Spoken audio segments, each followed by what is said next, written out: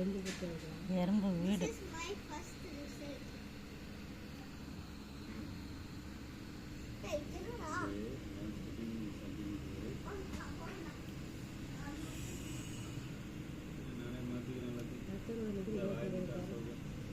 ஏன் மண்ணை உள்ளாரந்து எடுத்தாந்து வெளியில் போடுது.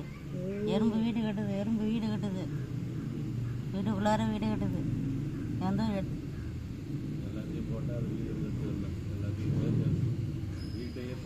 ஒரு மண்ணாக எடுத்தாந்து வைக்கிது பாரு. எவ்வளோ ரவுண்டாக கட்டிடுவீங்க. போய் ரவுண்டாகிடுச்சா?